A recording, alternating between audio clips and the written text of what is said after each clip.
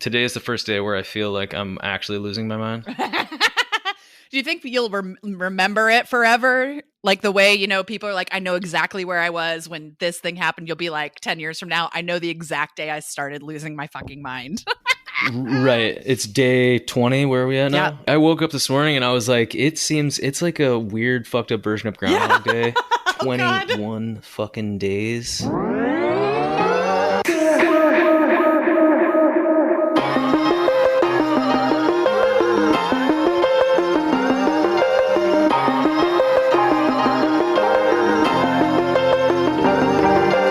Welcome to another episode of Take Me to Coffee. This is a mentorship podcast for the digital age. For anyone who looks outside of the box for inspiration. And knows just how important a great mentor can be. From movie stars to blog writers to activists working to save the arts, in this day and age, we have something to learn from everyone. So this is your weekly chance to get personal with people who've been down the road before you. And soak up a whole lot of inspiration from every corner of the internet.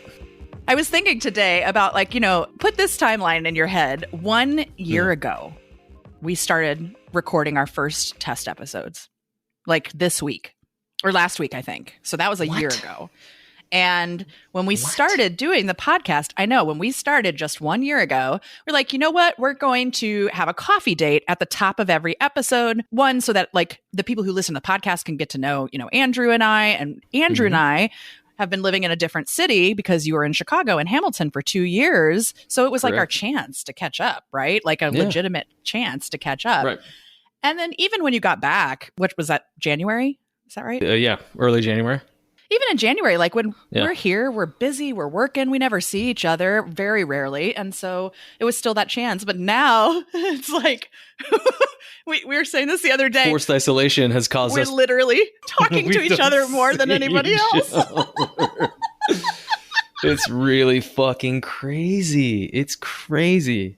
This morning was the morning I woke up and I was like, I'm going to lose my fucking mind if I don't have more things to do, outside things to do. I know. What are you talking about? You do shit all the time. You're constantly doing shit. But I mean outside well, things. I know, if I was to walk to an audition or to walk to, you know what I mean? Something like that. That's the thing is I'm not complaining. I'm so thankful to be busy and to be able to help, as I've said many times in the last couple of weeks. But yes, I absolutely. am by myself in a 700 square foot apartment. It's a really nice apartment, though. Let's be honest. It's so nice. Really nice apartment. Guys, I won the lottery, so let's just also be literally won the lottery. About that. Yeah. But you know what I mean? And I'm barely going outside because our neighborhood is packed and our park is packed and everybody's doing a great job. Don't get me wrong. I'm actually really impressed with Inwood. I live in Inwood, up top in Manhattan. No, I'm not doing the same thing every day, but also I never spend this much time not around people. You know me. I'm always around people. You know what's crazy to me? I don't know when the next time I'm going to get a haircut. Oh, I know. I cut my own bangs the other day. That's so weird because I just thought about maybe I'll just give myself a little trim. Wait, I have a good story to tell you. I don't think I ever told you this. So after we talked to Hassan, this episode is 10 episodes ago or so. I think I'm just taking a wild guess, but I think it's about 10 episodes if you want to go look for it. It's so good. I know. Isn't that crazy? It's such a good episode, and Hassan is a skincare line founder, and we just both loved him so much. So I reached out afterwards, and I was like, well, I would love to get to know you, and if we ever can work together on anything, or I can help in any way. And so we got on a little Instagram video chat with each other, and he had said something about working so hard on his business that he couldn't afford, right, to do other things in his life. And I said, I feel you so hard. I have not gotten my hair done in a full year because it seems crazy to go spend $400 on my hair when all of my resources and financial resources in particular are going towards Broadway Unlocked, and it's meaningful and I'm seeing change and I'm seeing movement. And he was like, you got to go do it. You're the face of your brand. You got to go do it. This was 2 months ago, 3 months ago? Sure. He just checked in the other day. He was like, did you get your hair done? Did you get your hair done? And I was like, sure didn't. Oh, boy. The good thing is it's harder to see the grays on video than it is in real life. Well, that's the fucking cool part is I'm starting to really lean in. I'm going to be 40 this year, and I'm starting to really lean into it. I got a lot of gray going on here and there. Yeah. I'm all right, I'm cool with it. I know it's a little different for the ladies out there, whatnot. You don't want to, see in a certain way or do something, blah, blah, blah. But like, I love it. My wife's like getting a few gray hairs. She's going to fucking murder me if I ever said that out loud. And I just said it out loud. But she's got a couple of gray hairs and she dyes them and whatnot. I was like, babe, just like, let that go. Like her grandmother is the same kind of way. Like she has a beautiful thick mane of this like gorgeous hair and she has it dyed like every 3 weeks because if the roots start to show, she gets like really self-conscious about it. And I was like, Grandma, like you're 80, you're going to be 87 this week. Like she's going to be 87 this week. I'm like, Grandma, like just let it go. Like be that beautiful silver fox that you are. Like let it fucking go, Elsa. Let it go. Speaking of being able to afford anything, let's get to our fucking guest today. Today, we're having coffee with Michael Skolnik. His organization, We Are Soze, is one of the fucking coolest things that I've heard going on through this entire epic crisis bullshit. Thank God he said yes. I know. And I was thinking about that comment that we made the other day about how do we get this guy on here? And I was like, this guy's real fancy. Yeah. This guy's really, really fancy. And I went down the rabbit hole a little more on like some of the information you sent me. And then I did my own little bit of research afterwards. And I was like, this guy's so fucking interesting. Started reading all these articles and like seeing what he's actually doing. I was like, fuck, man, you straight cold fucking DMing this guy and being like, yo, listen, come on this thing. And he's like, and he's just this kind of guy. This guy's the real deal. Michael Skolnik, because we don't do a lot of talking about his history in the episode because we wanted to kind of just get to talking about artists and activists. So Michael Skolnik started out as a film producer. He has a really fascinating backstory. You should check out the Times article we link in the show notes. So he like basically convinced his parents to let him move into an empty McMansion here in New York at 16 with a couple of rich friends of his. Yeah, I'm so obsessed with him. So he's a film producer for a long time. And then he ran this hip hop news website for Russell Simmons and ultimately ended up being Russell Simmons' political director. And that's when Michael Skolnik started to discover that he was really good at connecting grassroots movements to celebrity and digital media that could amplify their efforts. And you can read more about him. There's tons published about him, but he is so important. His work, and I think he would be mortified. He's probably listening to this being mortified because I get the feeling he doesn't like to be talked about a lot because he doesn't feel like he's... Right, he's so fucking humble. It's like so humilitous. Oh my God, that's what makes it so great. But... here's the deal. That's what our jobs are, right? Our jobs are to be the ones to give him a minute to say, like, your fucking work is so important and it's really mattered.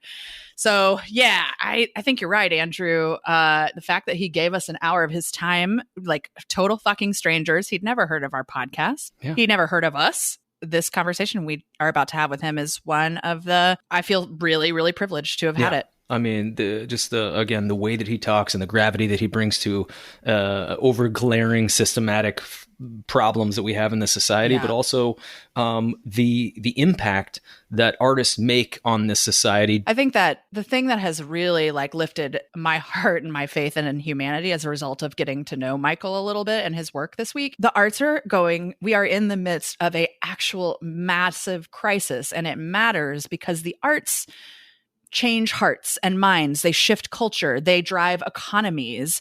And not a lot of people are paying a whole lot of attention yet to what's about to happen to the arts. And for me personally, I don't know about you, like the fact that the Soze Foundation and Task Force, which is another agency that came on immediately to be a part of this activist and artist relief fund, and there's one more organization, the fact that they got on this so fast and they've already raised $150,000 for this artist and activist relief fund, and that they believe in the power of the arts and they believe they have to help keep us afloat. It's overwhelmingly amazing to consider, I think. And to surround yourself with people, like you said, his friend list is vast and they have quite a bit of resource. And to be able to speak to those people in a way that's like, hey, listen, these people who don't have a lot, we should be spreading this around. And they're willing to do that. And anybody who associates himself with somebody like Michael, who's willing to separate themselves from the monetary value to be able to give to something that they believe in, or even they see that is necessary and is a necessity in society, it's humbling. It's beautiful. It's all of the things you need to describe what humanity is wrapped up in like one kind of organization and human. Yeah. In the Times article and the Quartz article, again, if you're listening, definitely go read up on Michael, but they do dive into quite a bit in those articles, like Michael's privilege as a white man, and because he's often tackling racial issues in his work.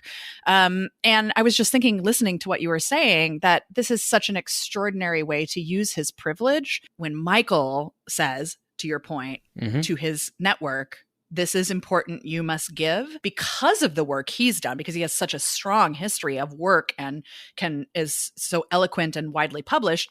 They do it. And that's an amazing way to use privilege, right? To know that you can just say, we're doing this and people will jump on board. Wow. It's amazing. It really is, man. I mean, this guy serves on the board of directors for Rock the Vote, the Trayvon Martin Foundation, the Gathering for Justice, and the Young Partners Board of the Public Theater. Like, this guy's got his hands tapped into everything. He is ready to get his hands dirty. He wants to get his hands dirty. He wants to help marginalized communities. He wants to help artists. He wants to help everybody. And he's just a really fucking great dude, man. Taking his time out of his day away from his son in the middle of this crisis is like, Mateo gives us a little what's up during the shout out to Mateo. On his onboard for the show, for the episode, he was like, we were always asked, like, what's one thing you want to plug? And he was like, I have the best 7-year-old son who can no longer stay inside. When you close down the parks and stuff and you got a 7-year-old, what can you do? Yeah. You know what I mean? So we're going to put these links in the show notes, but listen up because I've got some important stuff to tell you. You can go to wearesoze.com to apply for the Activist and Artist Relief Fund. That's WEARESOZE.com. There's a wait list right now, but they are raising more money and it will open back up. And I'm here to tell you, I was one of the 250 people out of 6,000 that got one. It's real. They are getting them out. And they've expanded now to offer from $250 to $750, which is amazing. Yeah. So I encourage you, if you apply, to be honest, to be vulnerable, and tell them not only your story, but like why you make an impact in the world. And, how this will help you continue to do that. Right. It's all very important. Everything that you do not minimize yourself. Like there's nothing that's too small, right? No. Just be honest, be truthful. Which you will hear in this episode. We will hear every bit of authenticity breeds this, everything that this guy has cultivated his whole entire life about authenticity and truth. And it's fucking gorgeous. So if you're in the position to be able to donate to the artist, to donate to the artists and activists. Artist. Really fun. The artists. You can head to their GoFundMe and donate. I made a bit.ly for it, so it's easier. It's bit.ly/TM2C Souza. And I'll put that in the show notes too. And please do donate if you can. Even again, no amount is too small. You can give 10, fine. But here's the last fun thing that I found this morning when I woke up, which was so cool. I have a really good friend. We have a good friend who's a blue man and is one of the senior blue men. And he's based in Vegas. That's from the Blue Man Group, the show, the Blue Man Group. Yeah, no, he's not just a blue man. He's actually in the show, the Blue Man Group. I see how that was confusing. And he's been there for what, like 20 years almost? Like 20 years? Yeah, well, how long have we been out of school? 16, 17 years? 17. Like yeah, 17. 17 years? Jesus. So I wake up and I'm scrolling through Facebook and I see that Mark, my friend Mark, is doing this 1 million impressions challenge, and he's doing a impression of Crocodile Dundee struggling with the chip reader at Trader Joe's. That's the instruction. And it's so fucking stupid and amazing. And so I read down his post and I see that he's been challenged by someone else we know in Vegas who's in another show to do this. And then I see it's directly related to the Artist and Activist Relief Fund. They're doing a drive and they're donating $1 every time someone tags #1,000,000 impressions and does an impression. Yeah. So if you can't afford to donate to the Artist and Activist Relief Fund, there's still a way for you to get money in it. You need to challenge 3 people on social media to film an impression of a celebrity doing something. So examples that I've seen this morning, because I started looking through all of them, is the one that I just mentioned, with Crocodile Dundee. I also saw someone that had to do Al Pacino negotiating for the last slice of pizza in the box. I can't wait to see so many more. Hooah! Give me that piece. Give me that piece. So we'll get this all up there. But like I said, they'll donate $1 for every single time you #1,000,000 impressions and do this impression challenge. So get on it, because I know we have a lot of really creative people who listen to this. And if you want to tag us too, We'll share all Please of them. do. We will forward the shit. We will retweet and we will repost the shit out of all of these. Head over to Twitter and follow us at TM2C Podcast to leave us a video ask question for an upcoming guest. Or, you know what, you guys? Just tag somebody. Tag a bunch of people and put hashtag million impressions. We hope you enjoy this episode of Take Me to Coffee with Michael Skolnik.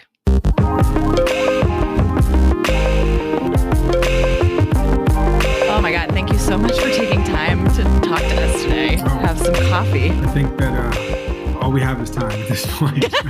Exactly right. And I think we're all yearning for any kind of contact, whether it be via video or Zoom or Skype or whatever it is, your preference, like whatever that is, everybody's yearning for that contact, that we're not getting from the physical world. That's right. That's exactly right. Can I please tell you, because I don't think I've even told Andrew this. So this is a mentorship podcast on normal days for like the digital age, right? But we try to own up when we learn things and we make mistakes. And I'd like to tell you what bullshit I pulled with Michael. That was so stupid, and what I'm going to do differently next time. I can't wait. Michael has, and his organization have an artist activist relief fund, which I applied for. And Michael, you wrote me personally on Sunday night, but I didn't know who you were. And to tell me I had received one. And so my dumbass just wrote back and was like, hey, if we can do anything for you, we'd love to have you on the podcast to amplify your work. You so graciously said, yes, I'll do it. And then I looked you up after that. And then I was like, we're not going to be helping him at all. We are the privilege of having you. No, it all helps. It all helps. So thank you for having me on. Oh, of course, yeah. Oh, are you kidding me? It's an honor. It's our honor. It's our pleasure. Jess, I'm looking at your bookshelf behind you and seeing what books we share in common. So I see Naomi's No Logo. Yeah. That's not Joe Papp's biography, is it? No, No. Great bookshelf. Great set of books. Thank you. It's like 14 feet wide, and I need it's expanding. I'm out of room. I need more bookshelves in my life. Listen, what's it like being at home right now? I mean, just stuck in the doldrums? I know you have a young son, right? I do, who's running around here, who might be making some noise. Oh, that's fantastic. Yeah.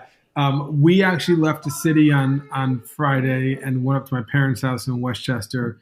Oh, nice. I think, for a 7-year-old child, for any child, it's challenging to be in the house all day long. And now I read they closed the New York City playground. So we were at least going to the playground and running around, on the soccer field or the basketball court, but now those are closed. I feel for, people who have young children and who are stuck in the house. So we're actually at my parents' house currently, but they are upstairs. We are downstairs, and they have a separate entrance, and we have a separate entrance. I haven't seen them in a week. So we are quarantining for another week, and then we will integrate. Merge. But yes, I'm sleeping in my childhood bedroom at 41 years old, which is with our child, which is a bizarre experience. That's so wild. Does it still look like your childhood bedroom from home? Did it have changed at all? Has mom changed? It hasn't been painted in 30 years. That's got to be a bit of a trip, right? Exactly the same. It's wild. And to sleep with our child in my bedroom, it's like, I have memories where everything, where where the Madonna poster was, like where, the baseball card storage was. So it's, how are you all doing? Whew, it's something else to be stuck in a 750 square foot apartment in New York City for so long. It's wild. And I thought about leaving also. My parents are passed away, so like I'd have to go stay with friends in Kansas City where I'm from. But then I got to start all over again, like you just said, right? With the 2 weeks of quarantine. So I don't know. I'm just going to stick it out. I think I'm kind of in the same boat. You're in the same place, Andrew? Are you in the city? Yeah. No, I'm Midtown Manhattan. So me and my wife have a pretty sizable 1-bedroom. So we have 2 big rooms where we can kind of isolate ourselves if we need to be apart, or we find ourselves reading a lot. Thank God we actually really like each other. So it works out well for us. Yeah. And the big question is, like, out of all this, is there, many big questions, but like, are there more kids or more divorces? And we will see what happens. Exactly right. Like it's a weird thing too. I was listening to something else the other day. They were like, is the domestic violence rate going to go up? Is the murder rate going to go up? Or is it going to be baby making time? We're just going to get nothing to do. Let's fuck like rabbits. It's one of those things. I read in France that they are giving hotel rooms for free to victims of domestic violence who don't want to be in their homes, which I think is really, really important. And I think, that the scary part is, there's so many people that stay in your home. There's so many people in this country who are afraid of their homes, right? Right. Yeah, exactly. For many reasons, children, adults, and hope that they can get through it, because that's just not easy. No, the Crime Victims Treatment Center, which is here in New York City, which is a place that I raise funds for and I'm an activist around. They're doing everything from their homes, all their licensed psychologists and social workers and everything, and they're setting up a bunch of partnerships and a bunch of really life-saving, honestly, programs in this moment, which is amazing. They're the most amazing place ever. So I'll never stop talking about them. That's great. Yeah. So I was telling Andrew, so for everybody listening, sometimes we do hey, tell me about your background. But we try to skip that most times. And definitely today we have a lot to talk about. So guys, if you're listening to this, we're going to put the links to a couple articles that the Times has done about Michael. And I think we've got a good Courts article that'll give you a little background on what he has done in his life. But I think we want to get right to the good stuff because we got a lot of awesome contributions from TM2C listeners today. So when we asked Michael to come on, Michael said in his onboarding form, he wanted to know what else people could do, specifically, I think, in the artist and activist relief space during the crisis. And I wondered if you guys wouldn't mind diving into first a little bit, unpacking the problem, the actual challenge we're facing that's been revealed, I guess, by this crisis. And I don't have an answer. I'm just curious what you see as the underlying problem that is causing us to ask this question. Yeah, well, first, to give you some background, I come from the arts. I worked in theater when I was a child in New York City, and for a Broadway general manager in the 90s. We opened a little show 29 years ago or 8 years ago called Blue Man Group downtown. Oh, I was 15. Oh my God. And so I went to UCLA to study theater, and the arts is my home. I was my greatest success story, I think, besides the growth of our child, is I was an usher at the Delacorte Theater in Central Park as a teenager. That's so now I cool. proudly sit on the Young Partners Board at the Public Theater, and that way, it's been my home, right, for 25 plus years. So my whole life, I've been around artists, and I've been around activists, and my parents were activists and are activists, and I was raised that way in this home. And we've already known as artists and as people who live in this space that the arts has never been supported in this country in a significant way. And there's so many people who are living, you get paycheck to paycheck, but day to day, right? Phone call to phone call, gig to gig, audition to audition, or commission to commission, or independent contractor engagement, independent contractor engagement. And when Paula Mendoza, who's my partner, and has been worried about this since January and Corona, and we've been talking about it for a long time and been following it very, very closely since January. There's a lot of problems, right? That are being unveiled globally, but particularly in this country, the safety nets just aren't there, and they're not there economically. They're not there in the healthcare system, not there in the education system, not there in the food security systems, not there in the legal system. They're just not there, and we thought. And we thought that they were there, or we were told they were there, and right. in our greatest disaster of our generation. And I watched the buildings fall at 9/11. I had friends who died, in those buildings, and I watched us go to war, and 2 wars I thought were unjust, and see thousands of our, members of our generation come home in body bags and kill innocent 100,000 of Iraqis and Afghanis. So we've seen disaster. Right. But this certainly is at a different scale, sadly. I was just getting, I saw Broadway, and I saw the hesitancy of the mayor of New York to close Broadway. I think for a lot of reasons. It was a complicated decision. I don't know if any of us, in hindsight, could say one way or the other. Was it too soon, too late? I saw film productions, ending and being packed up and going back home. I saw artists the hardest part for me is the artists who I saw who were living, Broadway actors, off-Broadway actors. I think for many of us who don't know that space, think most of them are making a lot of money. I don't know what minimum is anymore, but let's say minimum off-Broadway is $1,000 a week or $900 a week, or Broadway's maybe $1,500 a week. That's gratuitous. Yeah. But yes. Right? So after taxes and after your agent and after your manager, you're coming home with $600, $700 a week. Maybe. Yeah. Maybe, right? And so that doesn't pay the rent. And if the show closes tomorrow, and so and the hardest part for me was that for a lot of my artist friends and activist friends, the side hustles, right? The teaching gig at the middle school, or the private teaching lessons, or the commission you were doing for the, airport in some local city across the country, just dried up, just finished. And I spoke to a lot of my friends in the restaurant and hospitality business, and there was an understanding that they were being hammered, and there was no relief, and they had to close their doors. But I think the general public understands that those people need support. I don't know if people understood or understand the need that artists and activists, how fragile, right, their foundation of security is. And I just felt at the time that could I just put money, right, like just put cash into the hands of people, just like pay for groceries, and so our company, we have a small little foundation. We put up 10 grand, and then we told a friend, they said, well, we'll match your 10 grand. We told another friend, we'll match your 10 grand. And now, we, fingers crossed, but we are almost at $250,000 in money that we've raised in 13 days. That's amazing. And for us, like, there's Invisible Hand, who's another agency, this task force, this Pop Culture Collaborative, there's a filmmaker fund who've given money, and we're not taking a nickel, just to be really clear. We are 100% of the dollars that we raise are going to artists and activists. The stamps, right here are the stamps. Here are the envelopes. Right here's the pen. Here's the blank. So you've got your son working around the clock diligently. The checks, right? Here are the blank checks, right? Like, here's the checkbook in case we need more checks. Right. The stamps we're paying for, our time is free, and so we just want the money to get to the door. We moved $90,000 in the first 6 days.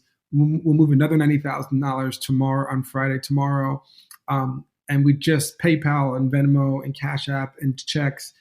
We just want to at least give, like, the worst story I've heard. So I've heard some hard ones, but the one that really hit me, and it's probably going to stick with me for a long time, is we gave $250 grant to an artist in Brooklyn, and she replied, "Thank you so much for giving this grant. It means so much. I've already split it 3 ways with 2 other artists to buy groceries for the week."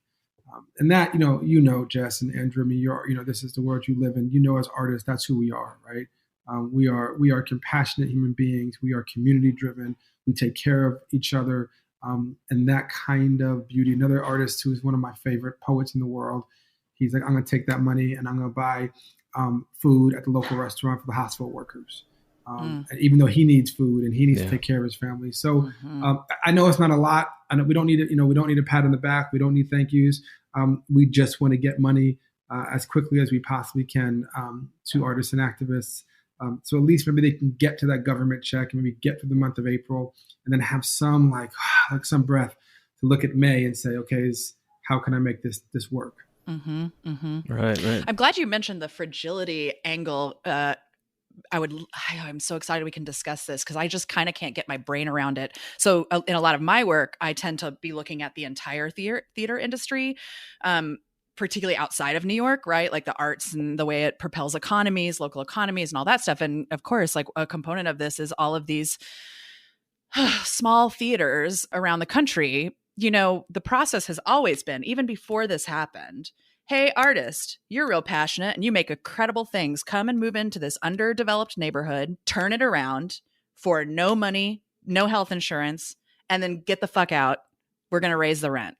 Yeah. Go do it somewhere else, right? And so then those theaters now are basically facing total collapse because of not only the financial aspect, but like you don't have any bandwidth to do any more than put on great art, right? You certainly can't contingency plan or anything like that. Yeah, no, there's, we have a quote when you walk in our office, and Paul Robeson, who I think maybe is the greatest actor artist of our history. Paul Robeson said years ago, artists are the gatekeepers of truth. We are civilization's most radical voice. And we constantly, during moments like this, call on the artists. And we're seeing that so fast, right? We're seeing, Dave Matthews in his living room. We're seeing, iHeartRadio putting together a concert. Maybe some of these things are too quick. But I'm talking to artists, muralists in New Orleans, B. Mike, who's one of the great American muralists, who's based in New Orleans, about, can we put up a 5,000-foot mural outside a hospital that's permanent of gratitude, right, to hospital workers. Yeah. Shepherd Ferry's team has already put out some artwork yesterday. We're working with them and trying to, amplify that with a group called Amplifier. So artists always come first, and they are, they do give light, in very, very dark times. Shakespeare, they talk about, when during Shakespeare time, some of his greatest plays were written, during some of the most darkest, moments of the plague, during the history of Europe. So I believe that the hard part, I think, for our country is how to make sure the artists survive, right? And how they make it. And the ones who are at the greatest of their careers, maybe Broadway or New York City or Hollywood or Netflix or big TV shows, but they have to survive too, because most of them, it's like 95% of the NFL players no one's ever heard of, and then like 5%. The same thing in the arts, right? 95% of artists you never heard of them before. They're not all Hollywood actors who win Oscars. Most of them are just living artists who work and struggle and fight and get another audition and get 3 episodes of this show and get some residuals and get a 6-month run in New York or Cleveland or Des Moines or Houston.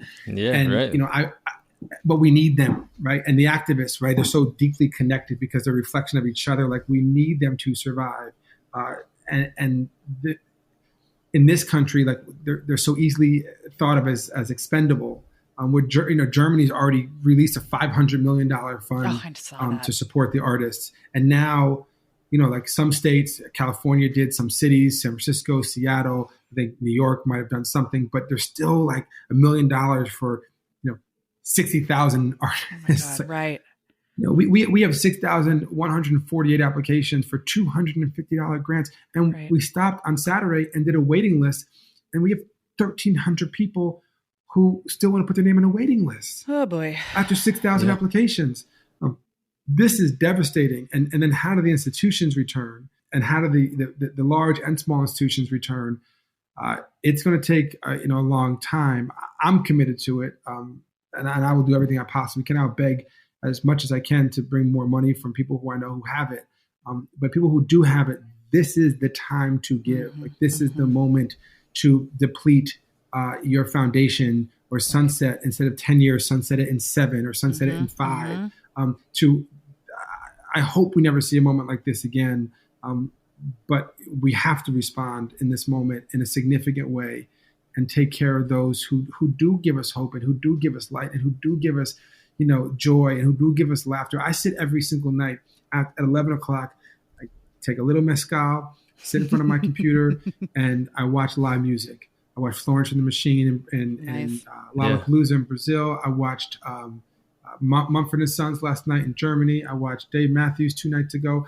I just sit in front and watch some live music just to like feel the vibrations of that live performance on a little screen, but like just to feel the vibrations of Florence Welch like dancing across the stage in Brazil, when times were good. Yeah. And wanting that to come again. Thank you for putting a little clarity in my mind, Michael, as far as like what you're doing and what your organization is doing. At $250 a pop, which I find unbelievably fruitful, but also not enough. It's never enough, right? Yeah, and the thing for us is like we try to make this application, Jess, as simple as possible, because we also don't want to build a level of trust. We are building now a reaction to a horrific problem that is also breaking trust, which is scary for the residual effects of that and the PTSD of that. Do I trust you that you were really quarantined? Do I trust you that you don't have it and that if I'm in your presence, I'm going to get it? Do I trust to go back into the theater or a sporting event or a concert or a club? Do I trust, you see people walking in the city and it's like, everyone's so weary of each other, like step away from each other, walk away from this level of trust. So our process was like, we trust that you're an artist, we trust that you're an activist, and we trust that you need the money. That's it. Here's the money as quickly as we can. And so I think also in this recovery moment, we can't ask too many questions. we can't interrogate for too long. People need, like you said, Jess, people ask me when I get a lot of emails, I send them myself, like, what can I do? Just make art. Yeah. Just keep making art. That's what we need you to do right now. We need you to pay your rent and buy some groceries and just keep making art. And, it make me emotional, but, someone sent back a receipt from Blick material, I guess Blick Art Store, for $171. And like, I took $250 and I bought art supplies. I said, I don't need the receipt. I trust you. Just make art. Like, I just go and make art and share that art and uplift that art, because Andrew, you're right. And we always come first, and we always don't get enough, and we always don't ask for much, but that's also okay.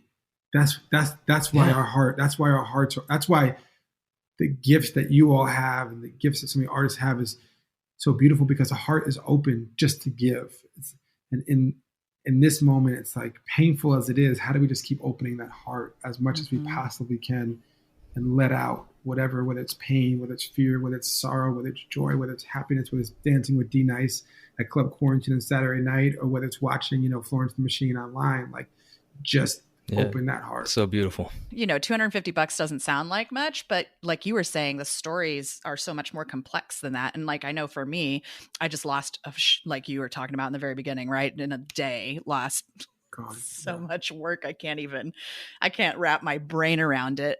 But, in this month, because I've been able to stay on my feet and I got a little help from a couple different places, within the month, hopefully I'm working with the Guthrie to give them basically our give back concert model and take their gala online so they do not close down. Awesome. I know how to make a live musical every week and have all those plans laid out. Do you know what I mean? And so fingers crossed, God willing, you know what I mean?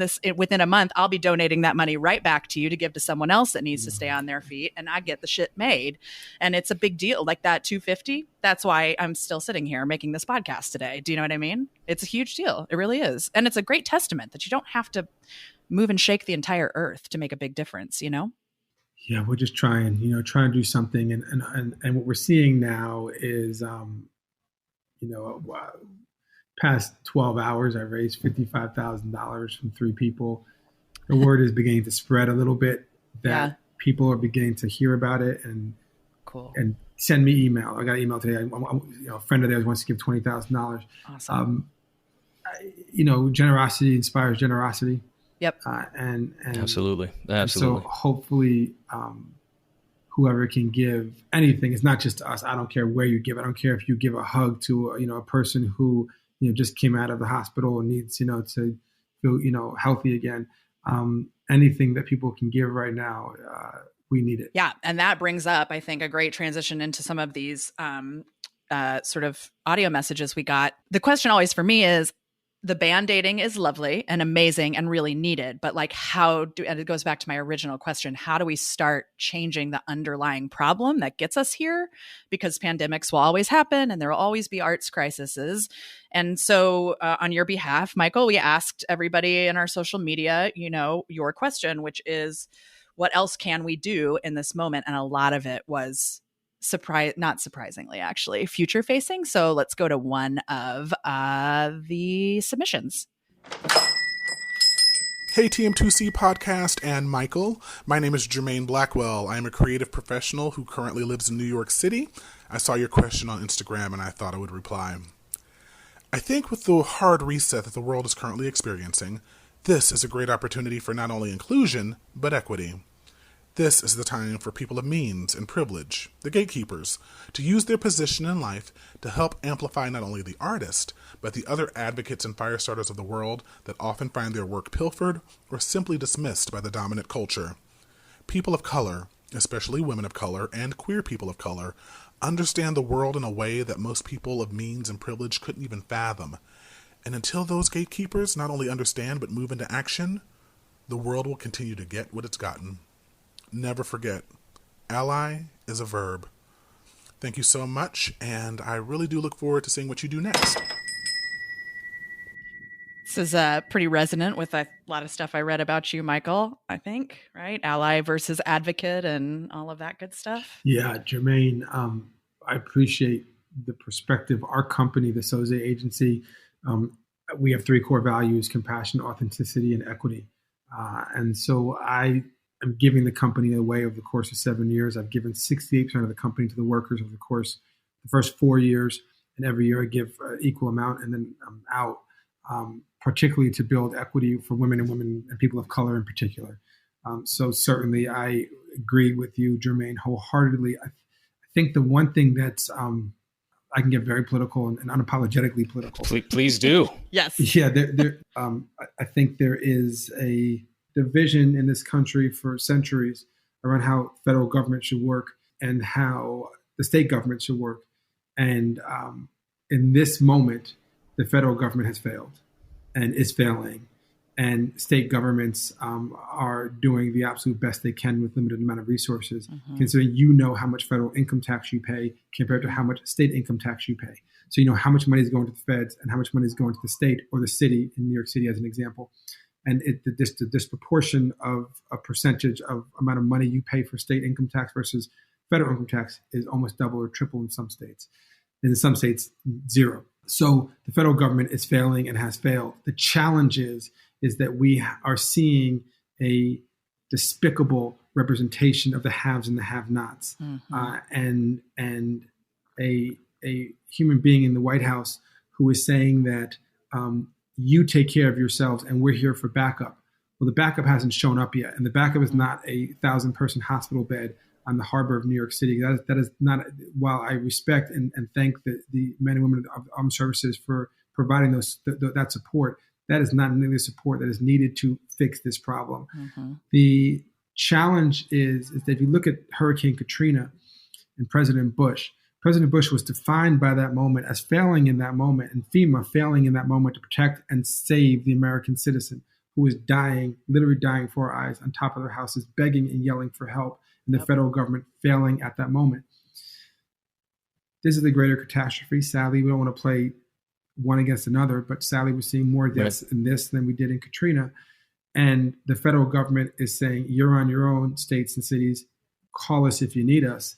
And then the companies, they're all calling us and they want to help and they're going to help. Well, none of those companies, well, not say none, 90% of those companies are not doing it for free. They're getting a contract from the federal government to make PPEs or to make ventilators or to make masks. They're not donating. GM isn't donating the ventilators, right? So they're getting a contract and a multi-billion-dollar contract to do that work.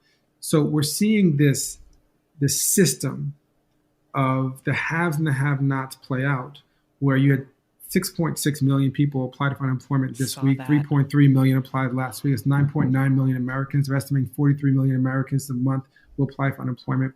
That's greater than the Great Depression by multiples, greater than the Great Recession. Scads, yeah. Not even close, right? We've never seen numbers. So 43 million Americans are unemployed.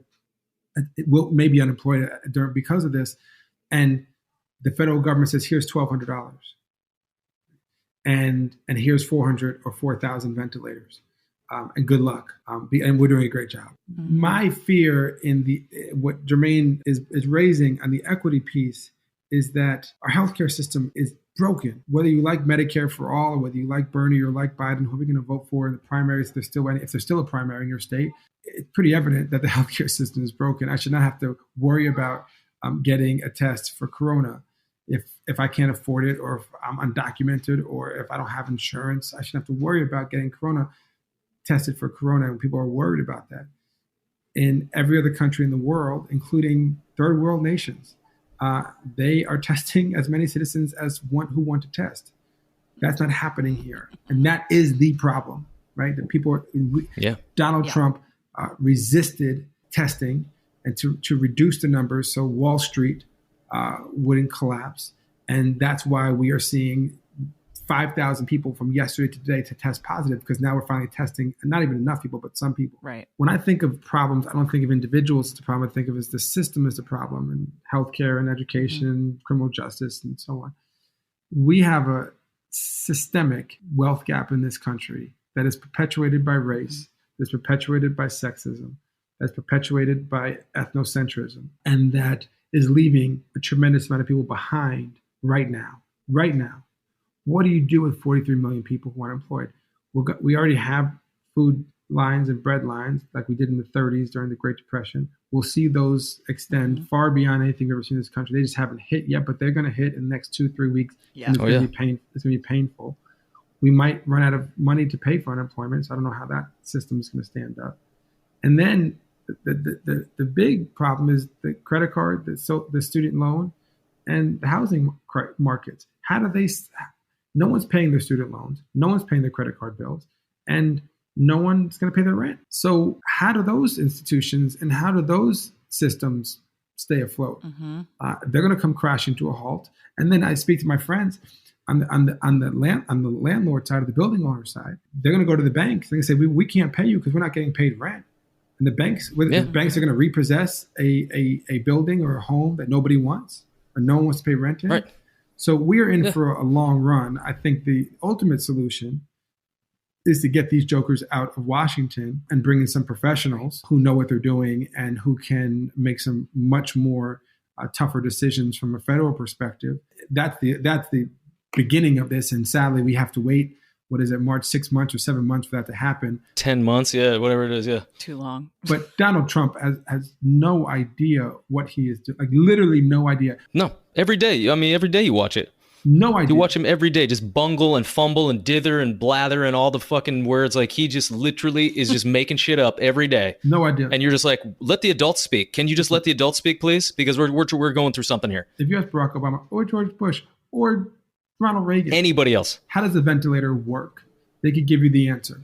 Andrew Cuomo can give you the answer. Gavin Newsom can give you the answer. Pritzker can give the answer in Illinois. If you ask Donald Trump, tell me, Mr. President, how does a ventilator work? I'm not going to let you off the hook. Tell me exactly what it does. What does it do to the body? How does it work? Where does it go? How does it get placed? Can't answer the question, right? And even when they asked him, how is it to get tested, which I don't believe he got tested. How does it get tested? No. He was like, it's tough. That thing goes in your nose to the back of your mouth to get tested. If you put that in my nose, I would say they put a thing in my nose, the back of my mouth, and it hurt like hell. And you don't want to get this test because it hurts. So stay in your house. But he couldn't answer the question. So I think the immediate answer is to get these jokers out of Washington. But this isn't a one election problem. This is a system problem. We have to build equitable systems of education, of healthcare, of housing, of jobs, because we're just further distancing ourselves of who has something, who doesn't have something. And this is a moment I'm scared that we're going to see so many people left behind. Yeah. Right. Not that the disparity of wealth wasn't like egregious in the first place. You're like with education and things like that. You're seeing people made stupid by the upper class to keep them down. I mean, you're seeing this all the time. Is like you're undereducating, you're overfilling schools in underserved communities, and you're seeing it's repetitious. You know, it is systemic. It is that thing that you go, why aren't we fixing these problems? Nobody's even addressing the problems. Think about this, Andrew. The 6.6 million Americans applied for unemployment this week. And the stock market today, right now, Dow Jones, right now, 6.6 million Americans, most in history, is up today. How can you have an economy that says we don't need those workers, right? If they're unemployed, we don't need them to make money. Right. And that's what we've built. We built an economy that has left the worker behind and taken care of the CEOs and the executives and the Wall Street bankers. And that's pretty sick that that we have supported and continue to support and continue to bail out these people who you would think, if I told you 10 million people filed for unemployment this week, what would happen to the stock market? I would say 99% of people say it's going to go down. It's up. It's up all day. Yeah. Because that money's the money that you're supposed to have allocated to you. I read a thing the other day that was like the average American is going to get $1,200 in a stimulus check. Major corporations, per one person in that major corporation, get $18,000. And that's the dispersion of wealth that we're talking about here, guys. But that's, I mean, to go back to what you said originally in this part of the conversation, Michael, is that like class gap that you're not going to be able to ignore anymore. There's too much data coming. I don't know what the result of it is, but there's all that data. In 3 months from now, these 6.6 million people with no health insurance and friends and family dying, like all the things that you could kind of ignore or like say, I'll just keep plowing my way and, I'll be fine. People can't, I don't think, right? You can ignore when you watch your family die, or all of a sudden you get left without health insurance, and it's not like an artist problem or whatever, right? You know what I mean? And Trump, early on was trying to play, West Virginia is doing a good job, because they have no cases. No, they had no tests. Right. That's why they had no cases. And now they have plenty of cases, and they will have even more cases. And so this idea that one state or one governor can do it better than the other because they are Democrats or they're Republicans is nonsense. Everybody has to do it the same. You treat every single human being in this country as a participant in our democracy, and you don't favor one over the other. Just because New York City doesn't like you, Trump, doesn't mean you send more to Florida because they have a Republican governor. Because they're going to get, if Florida called us, and after we went through with what we went through and said, we need your help, we would be there in a heartbeat. Absolutely. Right. And we would support them and help them in a heartbeat. Right. It's not that petulant child behavior that this I need to do favors for you because you weren't nice to me. You know what I mean? That's the man that we have in the office right now is like, you didn't call me and tell me I'm doing a good job, so I'm not going to give you things. And that's, that's I don't want to use the word because I don't want to get angry, but that's, his maker will judge him at his time. And that is as sick, that's as sick as a human being can be. Yeah. And then talking about, and we see things all the time, but talking about how 100 to 200,000 people dying in this country is doing a good job. I saw a guy, and we went for a hike last weekend, and I saw a guy with a Trump hat on, Make America Great Again hat on. And I smiled at him and said, hey, hope you have a good day. It's like what the guy in the White House doesn't understand is that I don't care if you voted for Trump. I don't care if you're Republican. I don't care if you are conservative. I could care less at this moment. I could care less where you stand politically. I want you to live. Bottom line. Right. That's it.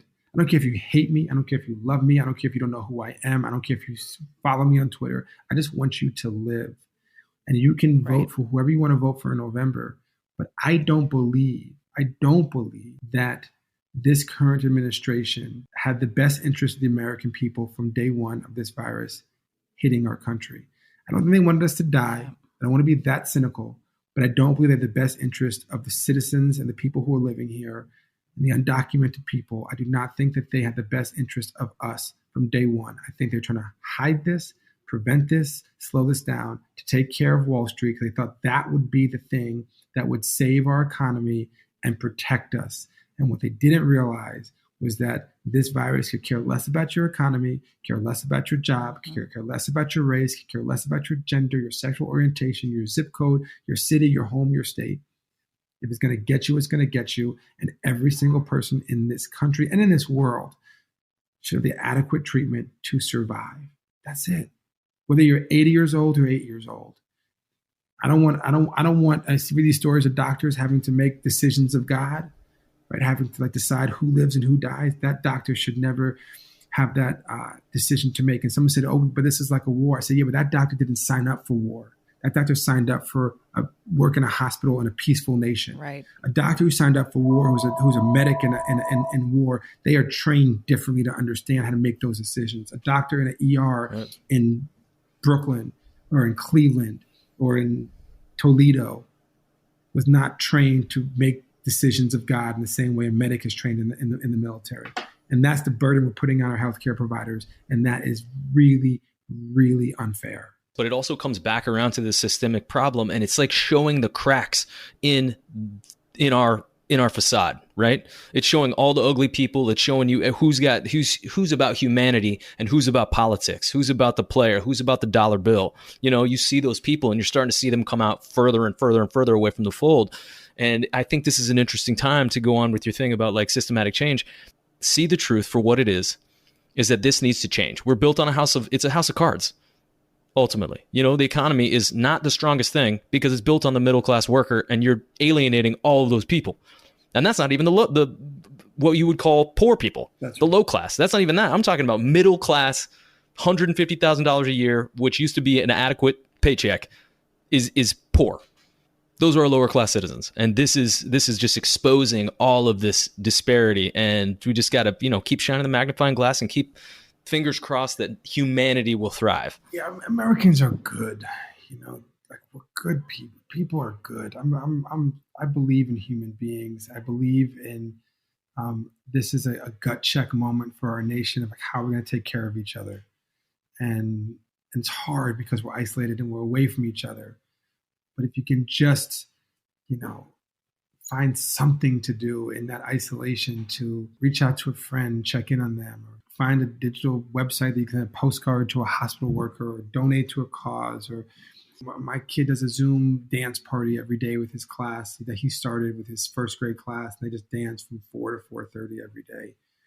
And like, can we use this moment to like really, really decide how we're going to take care of each other? We've been divisive since slavery. Like we're not all of a sudden like, oh, this country is divisive, right? Surprise. Like, yeah, right. We've done a lot of divisive things as a nation. This is not new, but we are entering into a new era of, as Jermaine said, of people of color and women as in terms of becoming majority of this country, power shifting. People are scared of power shifting.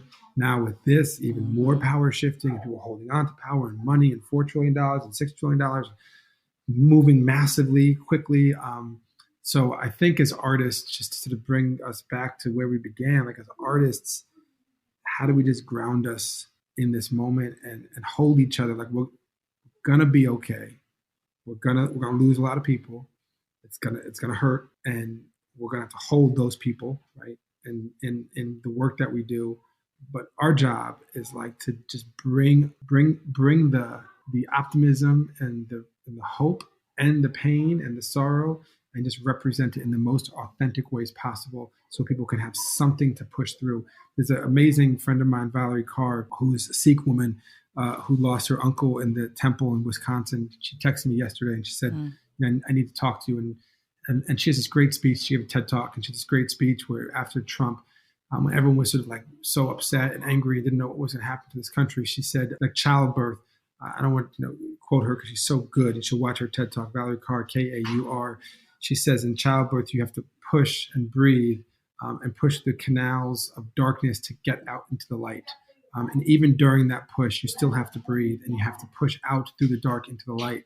And like maybe this is our moment of pushing into the light, as she says. So I don't want to take her words because her words are so much more poetic than anything I could ever give. But this could be a moment of pushing. This is great because one of the other questions you asked, Michael, was who else are working on the front lines and doing great things. And our friend Antoine Ramon from the Broadway cast of Hamilton decided to jump in and tell us about something that he's been a part of that he really loves. So here we go. So I want to tell you about Liz Kimball, Lizkimball. You can find her here on Instagram. She has been leading a hashtag Creative 15 that I have been participating in. And each day there's on average of 35 Zoom participants from all over the world, from Germany to New York, California, everywhere. It's been really, really nice. And what she is allowing for us is time for us to be creative amongst all of the chaos that is existing in the world. And it's been a very nice daily practice that I've been participating in. So that's someone I want you to look out for. All right. May this find you in good health and spirits. We'll put the link in the show notes, you guys. Hi. What's up, Mateo? What's up, man? Hi, Jess and Andrew. What else have you seen around you too, Andrew? Because I haven't even gotten to ask you. You guys seen anything else like what Liz Kimball's doing that you just thought was pretty extraordinary? Resources being given to people, cool, inventive, creative, caring stuff like Michael was talking about? Yeah, I mean, I don't check out the Creative 15. I thought, what D Nice did was incredible. And the Club Quarantine, which was super fun, happening again. I think there's the living room concerts. I thought like John Legend's first concert, I thought was super cool, and that sort of inspired others to do more. So to see artists in that, I know there's more coming. Some folks reached out to me, and there's some like big name artists who are going to do some small living room stuff, which is cool. There's a cool group of comedians who've started something to get the comedian and the improv world. They're out of New York, nice.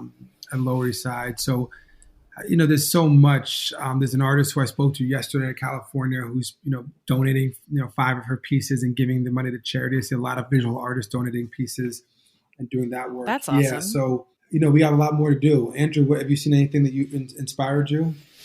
Yeah, we actually had a guest on here the other day named Nathan Chen, and he is part of the Seattle Symphony Orchestra, and his kind of cohorts and everybody they're doing kind of their own at home kind of a living room kind of version, but they'll record their own version of their own piece or a piece that they're practicing on or working on in their house, and they're recording that and then putting that out as digital content. So I'm loving we're seeing a lot of this stuff, and we asked this question on here a little bit, and I want to pose this to you, Michael. What are we going to get from this, right? You have so much new content. You have so much excitement around all of these things. What is the next step? Is this an evolutionary time in the arts based out of necessity? I mean, is it the mother of invention? Are we going to create some new kind of platform? Are we going to create some new digital space that we don't even know about yet that people are going to come to from this crisis? Yeah. I mean, Paola and I were talking, and she was a co-founder of a Resistance Revival chorus.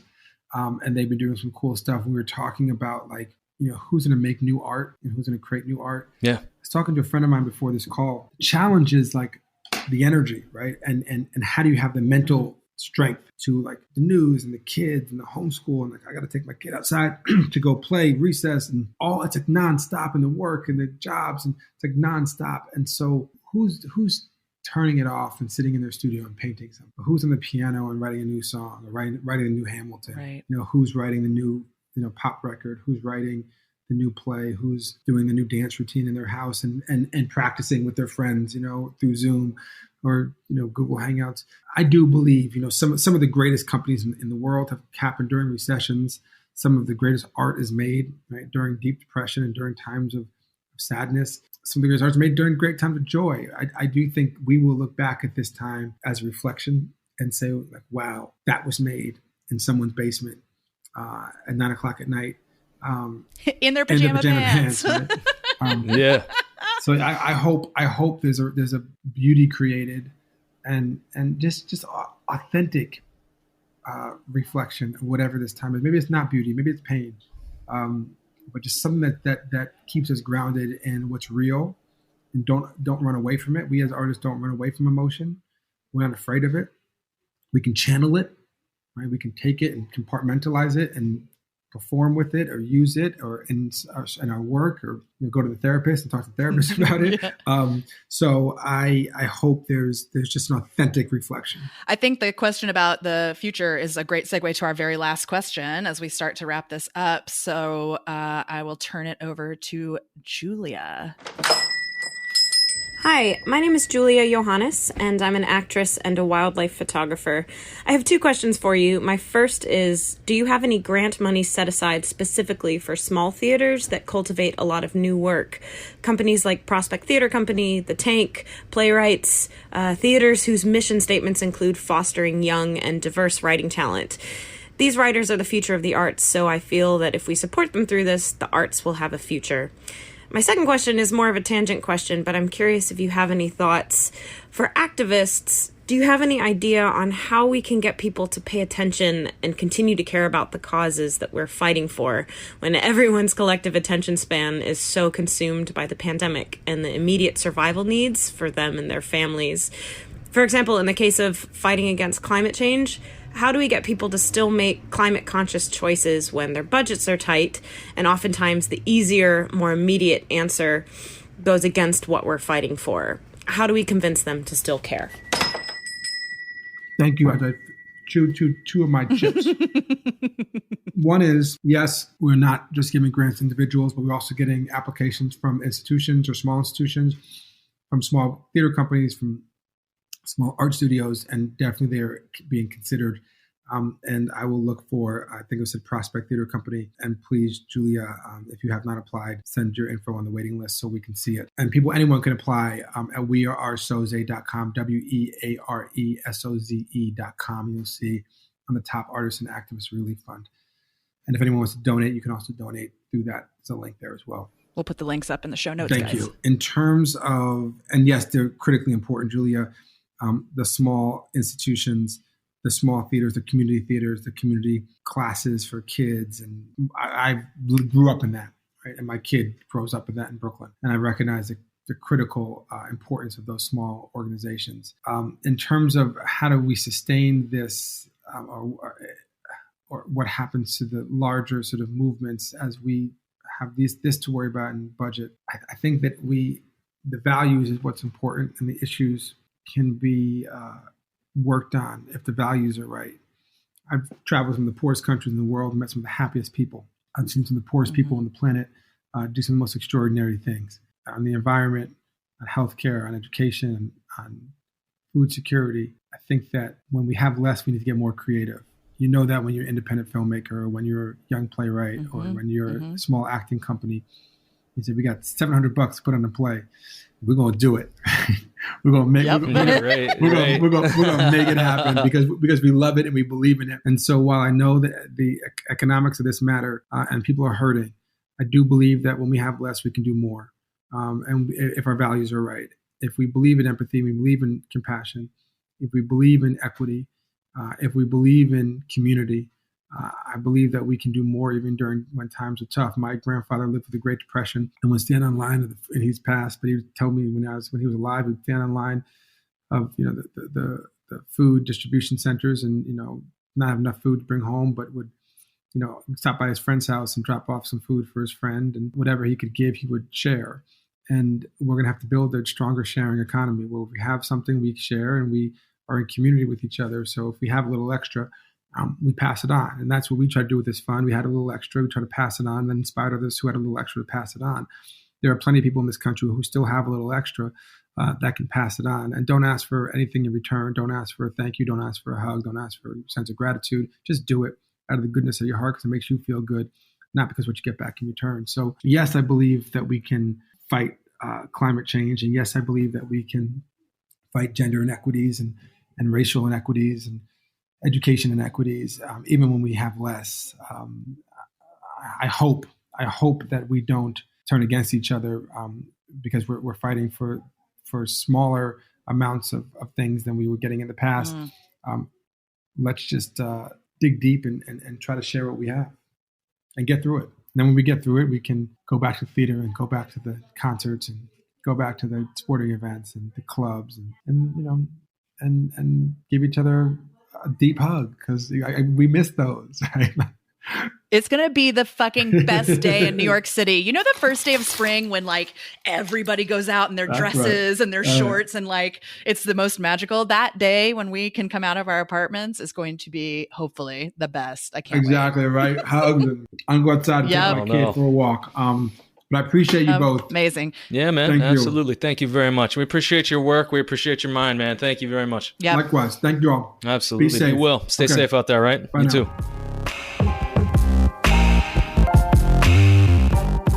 I've never been so excited. He's excited for I can't even talk. Yeah.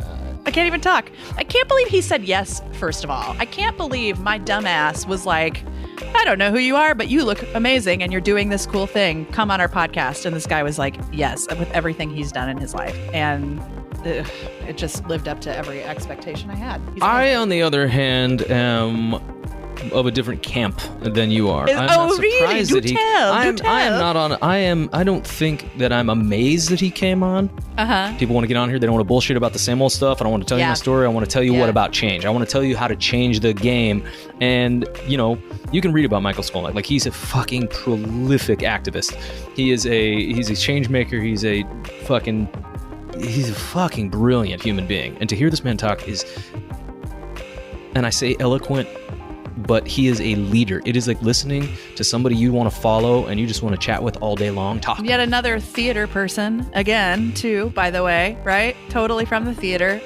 Only going to prove yet again. What I'm so grateful for with Michael is that there's a lot of knee-jerk reacting right now because, of course, we're all just trying to survive. And by and large, my experience has been the arts are being forgotten. And the very real experience of a whole fuck ton of people around the country suddenly left without being able to make their livelihoods, make art or even have a paycheck. is a huge deal, but it's not being talked about. And so the mere fact that that's where he put his attention is extraordinary, and it's really moving, and it's also really inspiring. And to talk about the fragility, and this is kind of what opened my eyes to it, and I really didn't think about it this way until this conversation, and I'm being deadly honest here, not just for bullshit, like for the show. Honestly, you guys were talking about the fragility of the industry, and I was like, I have never seen such fragility in this industry than I have right now.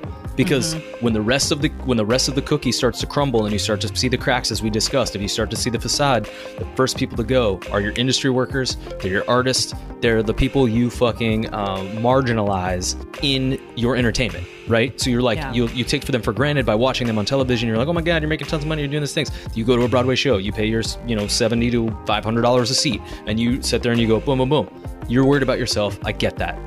If we just take one step back, and even my friends, I didn't even have the foresight to think that, like, oh my God, my friends are being, we're out of work, but I'm always out of work, so I'm always thinking like, oh fuck, that's just me. And me and my wife talked about it the other day. Me and the wife talked about it the other day, and we were like, she goes, you know how to do this. You're trained to do this. This is what you do.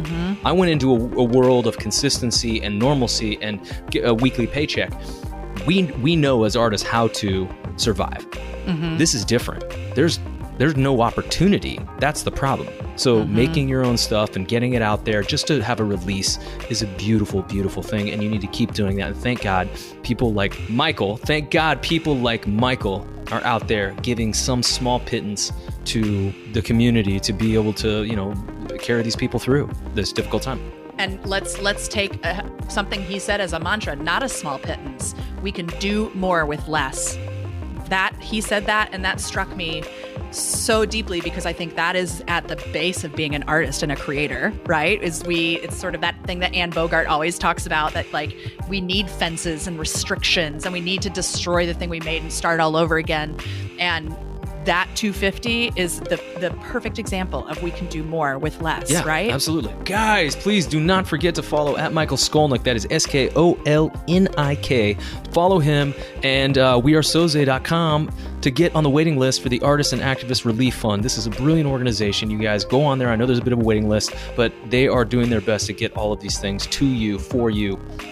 Go for it. And again, I just want to reiterate, Michael is literally reading every single one of these himself. He emailed me personally. This is not, some fly-by-night thing. This is a real thing that they really care about.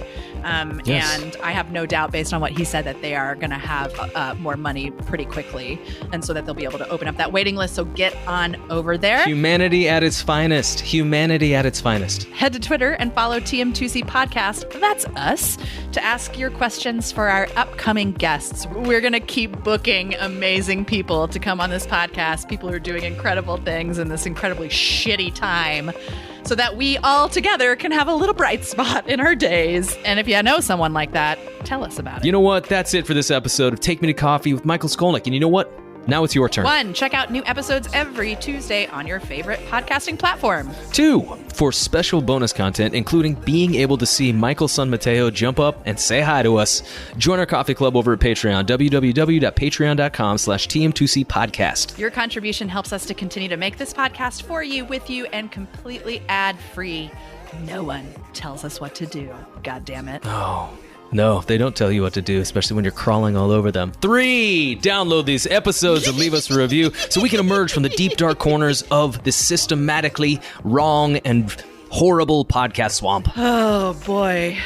I'm Jess. I'm Andrew. We'll see you next week. One comes around, one today. They don't see things the same. 2 walk like 2 out the door. Then you have magic.